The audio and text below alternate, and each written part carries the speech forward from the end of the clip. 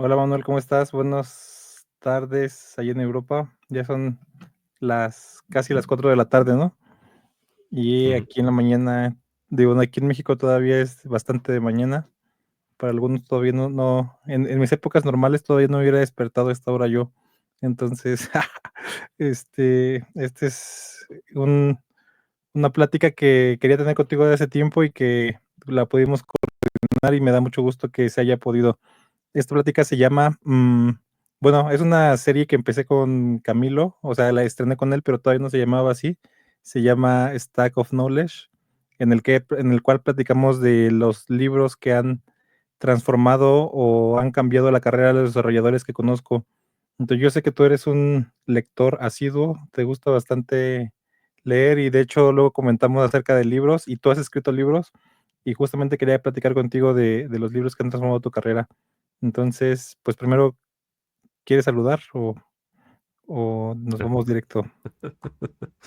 Bueno, sí, gracias por invitarme. Siempre es un gusto estar en el canal. Disfruto bastante de las charlas que tenemos y bueno, yo creo que en relación al libro, tú me educas más a mí que yo a ti, porque siempre tienes algún libro interesante que sale en las conversaciones y termino apuntándomelo y dejándolo ahí en la lista para leerlo más adelante. Bueno, la verdad es que de todo lo que me comentaste antes de entrar en la grabación, creo que muchos de los libros que tengo ahí todavía por leer son recomendaciones tuyas. Perfecto, pues ya las platicaremos, porque normalmente esas recomendaciones que hago o que tenemos justamente, no todas las hago en público, ¿no? Sino simplemente se las hago a personas con las que más tengo confianza o con las que más platico en privado. Entonces, pues ya las platicaremos y ya hablaremos de ellas. Perfecto, Manuel. Entonces, como decía, el objetivo de estas pláticas en general es platicar con los desarrolladores de software que admiro y que conozco que yo sé que han transformado su carrera o que han adquirido nuevas perspectivas o han odiado ciertos libros, ¿no? Entonces, la primera pregunta, Manuel, es como la que digo, yo creo que es la más influyente en la vida de las personas, que es, ¿cuál es el libro que más cambió tu forma de pensar como en tu carrera como desarrollador de software? Vale, bueno, hay muchos libros, ¿no? Porque ten en cuenta de que yo cuando empecé a programar no había internet y todo lo que tuve que aprender fue a través de libros. Así que prácticamente todos fueron construyendo un poco el saber que tenía sobre la programación.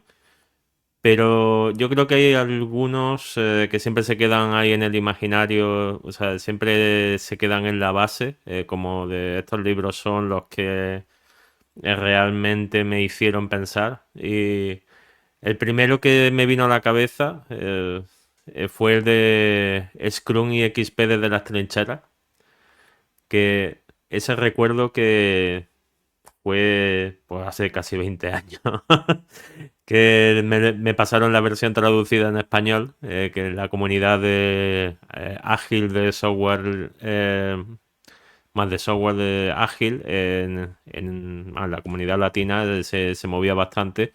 Y recuerdo que eso, el libro estaba en inglés, el autor Henrik Niebuhr lo dejó abierto y entonces la comunidad hispana pues lo tomó y lo tradujo al español.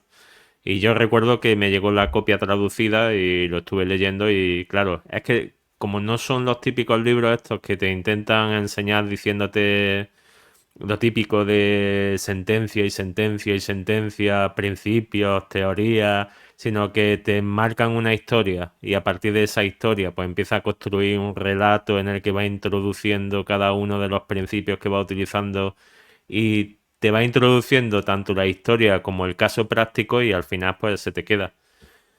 Y otro de ellos fue que creo que también por el hecho de que va, aunque parezca que no, te va narrando una historia sobre el cómo se diseña un software, el de una filosofía de diseño de software de John Osterhut, que Es decir, no es una historia como tal, pero cuando lo lees y te metes en la cabeza del autor, porque te va llevando un poco de la mano y te va diciendo, pues mira, vamos a repasar este capítulo y entonces te explica el porqué, te lo introduce, te muestra ejemplos de su carrera, del por qué pensó de esa forma, cómo llegó a esas conclusiones.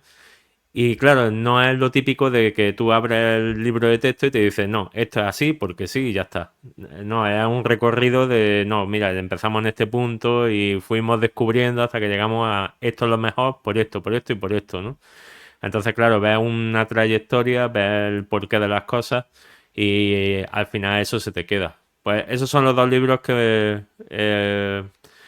más o menos marcaron un cambio en la forma de pensar porque tanto el primero de gestión de equipos, de gestión de cómo se hace el software, y el segundo de la forma de pensar en el diseño de lo que estás haciendo, pues marcaron un poco un cambio ahí en vamos a estructurar esto de otra forma, ¿no?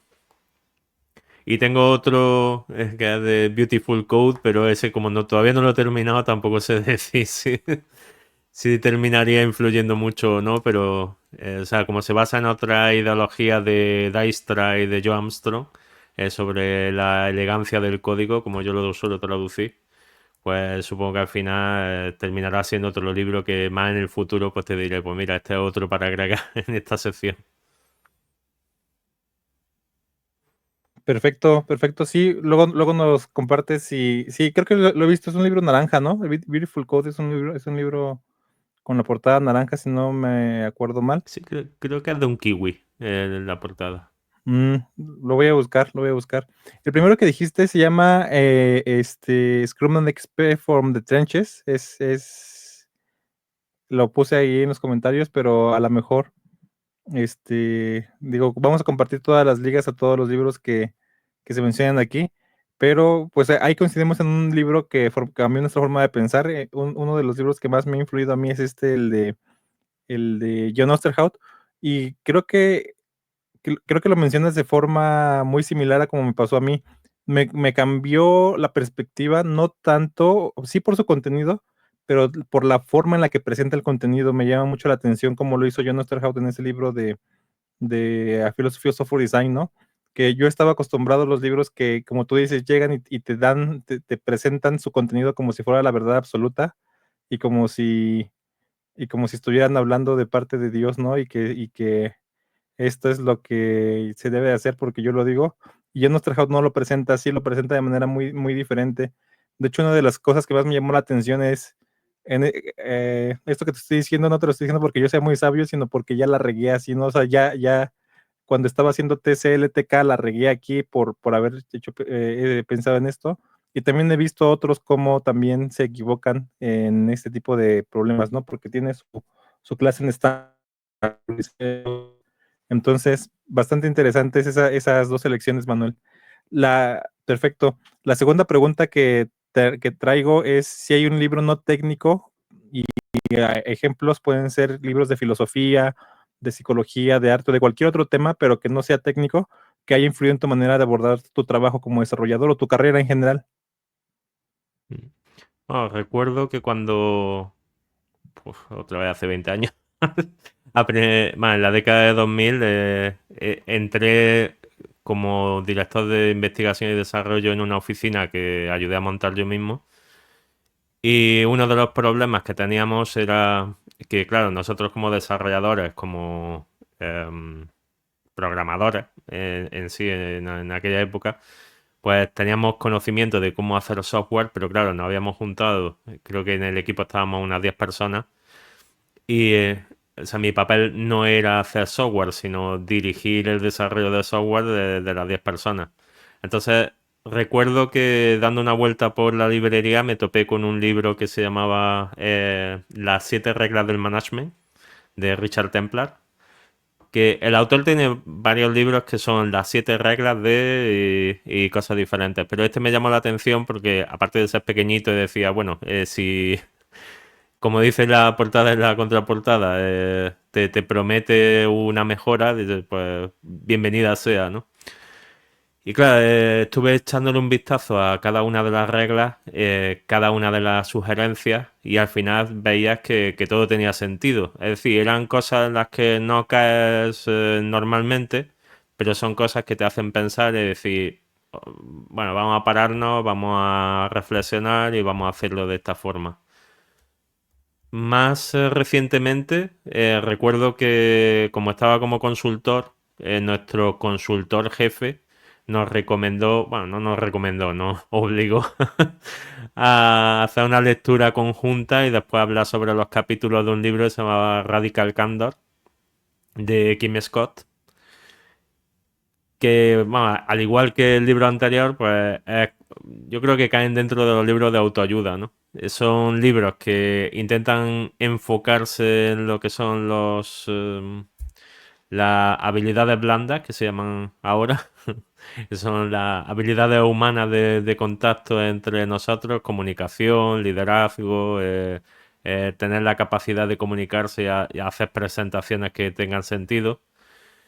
Y este libro, pues eso, se enfocaba en no solo comunicarse con los demás, sino también cómo comunicarse en ciertos aspectos, ¿no?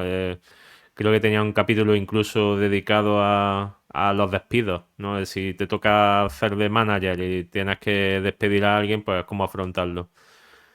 O sea, tiene mucho de relaciones y relaciones humanas, ¿no? Cómo tratas con la gente. Y otro más de gestión, de Lean Startup,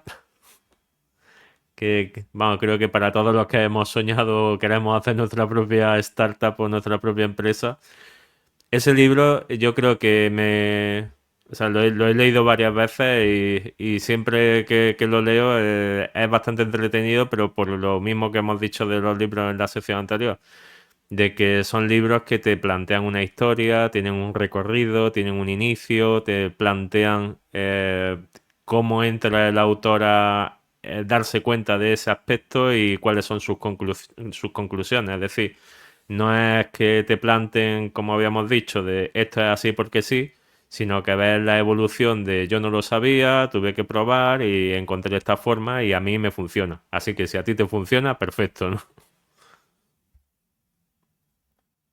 Ok, ok. Entonces, igual voy a poner las referencias de esos libros. Me llama la atención que el de Radical Candor te haya gustado. Yo no he escuchado críticas mezcladas de él. No sé, es como se dice en inglés. Creo que luego nos importamos algunos directamente, que luego son chistosos en español, pero justo este es que es te digo, he escuchado críticas buenas y malas del EC. Yo lo tengo aquí, por aquí, de hecho lo está por aquí arriba en mis 200, repisas que tengo sobre de libros, entonces le voy a echar un ojito para la próxima y luego lo platicamos. Creo que esta parte de, yo no sé si yo le llamaría autoayuda, sino como desarrollo personal. Yo tengo una opinión chistosa que es, todos los libros son de autoayuda, ¿no? O sea, en el sentido de que todos los libros que leas, independientemente del tema que sean, te van a ayudar para algo en tu personalidad o en tu vida en general. Digo, a menos que sea un libro que esté escrito explícitamente con el objetivo contrario, ¿no? Pero incluso los libros de fantasía o los libros de cuentos, de lo que sea, casi siempre todos te dejan algo para tu personalidad, ¿no? Parte de lo que han mostrado los estudios sobre la lectura es que incluso leer completamente ficción te desarrolla como ciertas partes del cerebro porque el cerebro a veces no distingue, y digo, no sé qué tan respaldados están esos estudios, pero el cerebro no distingue entre leer la vida de otra persona y leerla y vivir la tuya. O sea, es en ciertas partes, o sea, leer fantasía o leer ficción te ayuda, digo, no, que no es lo mismo, pero leer ficción es como si estuvieras tú viviendo otras vidas, en pocas palabras, ¿no? Y entonces desarrollas nuevas cualidades y nuevas capacidades y nuevas formas de enfrentar la vida justamente por lo que acabas de leer. Y yo creo que a todos los que han leído ficción les ha pasado que ven la vida de alguien de los que están ahí puestos y entonces, o de los que están ahí descritos, y entonces tú también tienes como una nueva forma de enfrentar ciertos tipos de cosas, ¿no?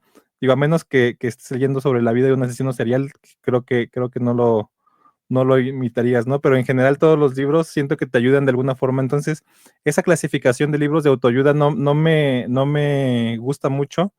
Digo, yo les llamaría libros de desarrollo personal, aunque sí hay algunos que se pasan, ¿no? Que no caen dentro de mi gracia como los de Paulo Coelho y cosas así, pero bueno, ese es no, espero no estar ofendiendo a nadie por aquí, pero es mi opinión personal.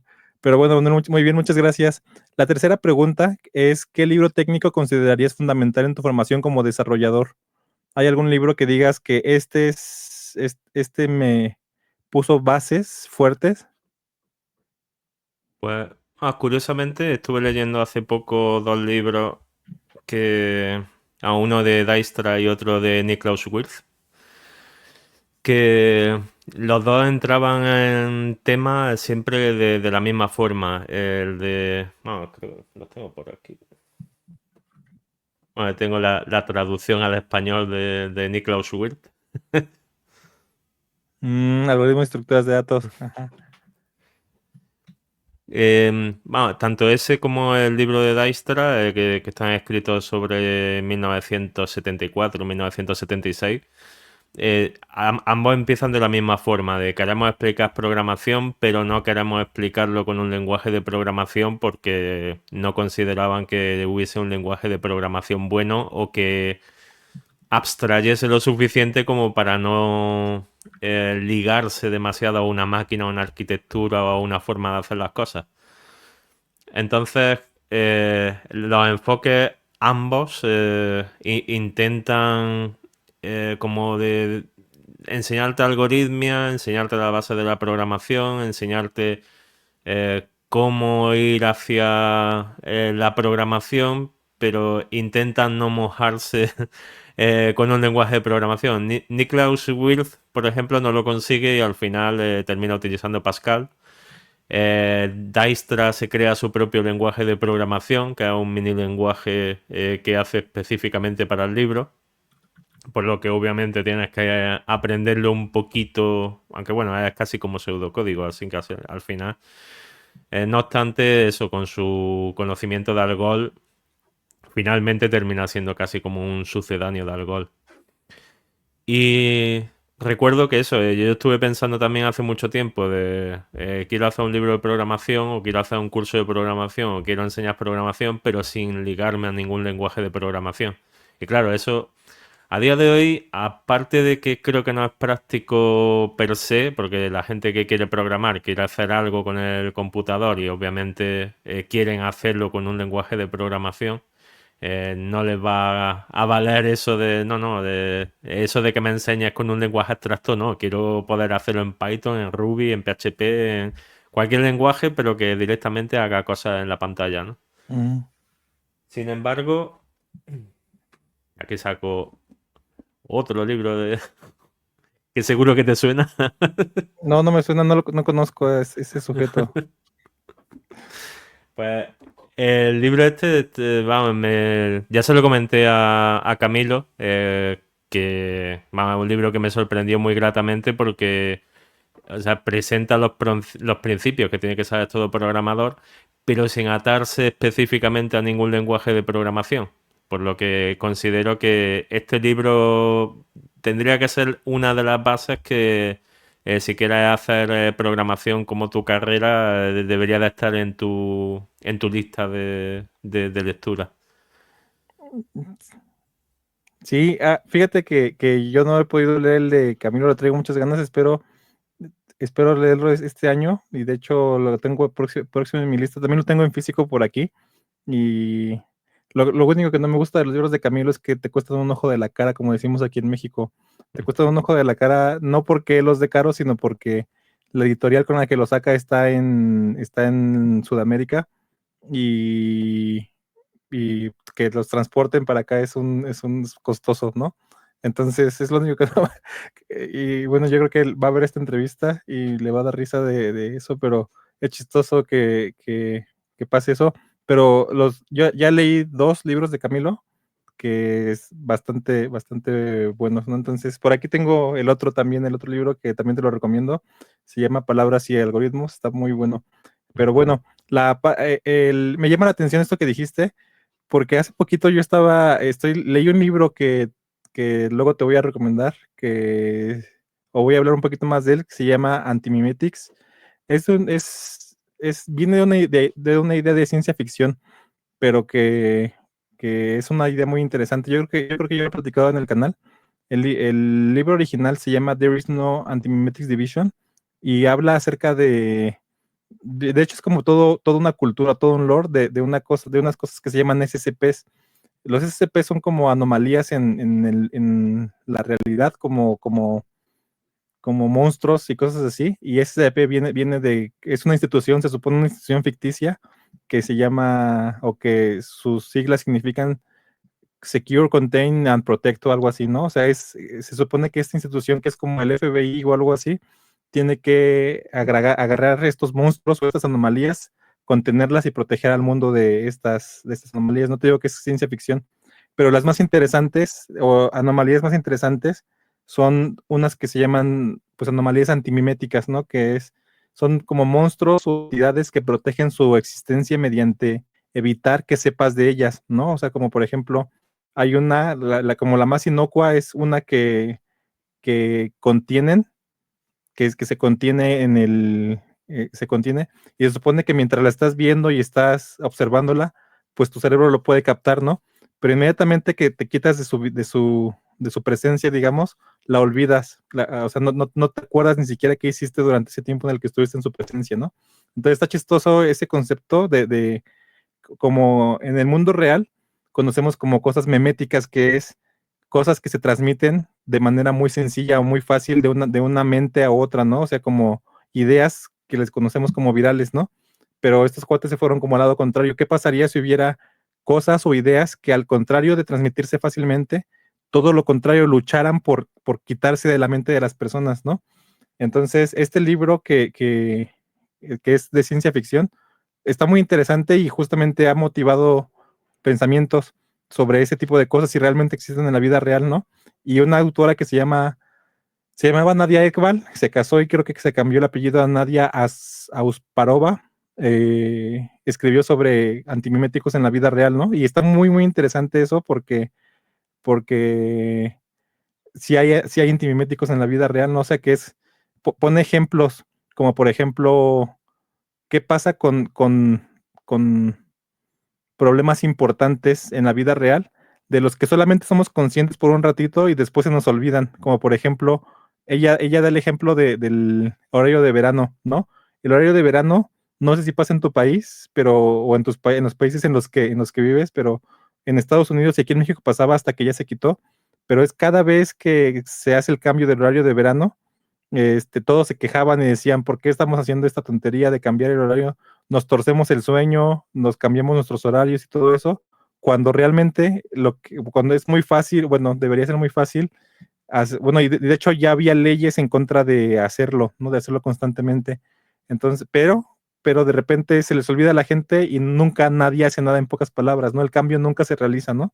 Y entonces es una idea antimimética, justamente, solamente está en tu mente mientras la tienes enfrente y poquito tiempo después se te olvida y nadie actúa sobre ella, ¿no? Y hay muchas ideas o muchas cosas que son así, ¿no? Y esta autora, en otro de sus escritos, todo esto salió porque en otro de sus escritos decía algo similar a la división que tú hiciste entre programación pura y las ciencias de la computación, ¿no? Y la división que hizo Dijkstra y la división pues, que hacen todos los que conocen de esto, ¿no?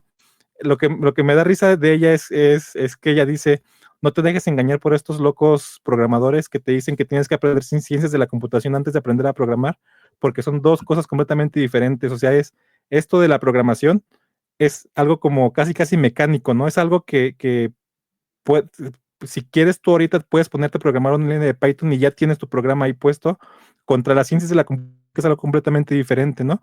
Y creo que esta división que tú estás diciendo, la, la, la, o que Dijkstra y Weir hacen, o Beard, no me acuerdo cómo se pronuncia, pero esa división está completamente clara en la mente de muchos, ¿no? Que es una cosa es la programación, otra cosa son las ciencias de la computación, y muchas veces tendemos a revolverlas nosotros, tendemos a decir que es lo mismo cuando no es una cosa justamente de ciencias y que tiene que ver con teoría y con pensamiento y con un montón de cosas de computación en general, y otra cosa es completamente diferente, es programar, ¿no?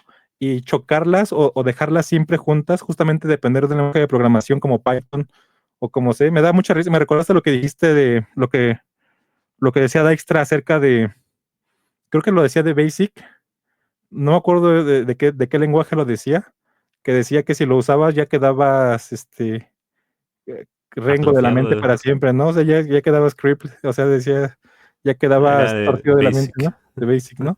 Y justamente tiene mucho que ver con eso, que es tus herramientas pueden modificar tu cerebro de tal forma que, digo, no creo que quedes torcido de la mente para siempre como la exageración que dijo Dijkstra, pero sí pueden modificar mucho tu pensamiento, ¿no?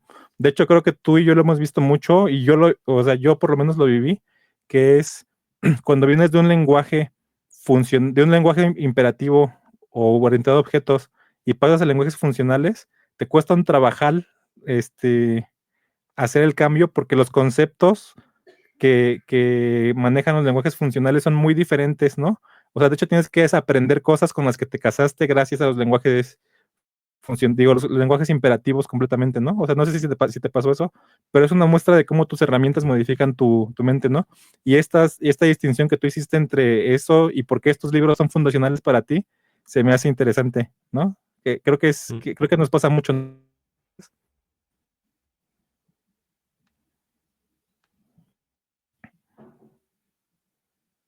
Sí.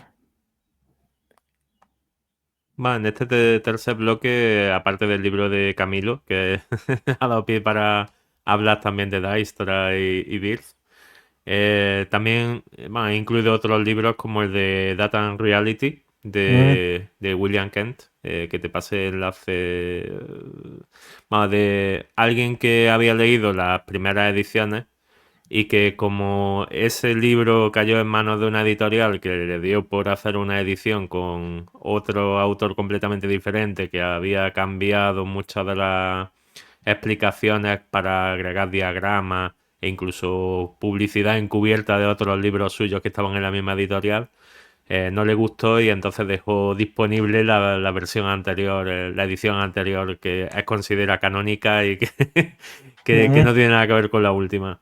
El libro este de Data and Reality, creo que es muy importante en el sentido de que siempre que nos ponemos a programar, o sea, porque al final todo lo que hace un programador es intentar moldear la realidad dentro de un computador.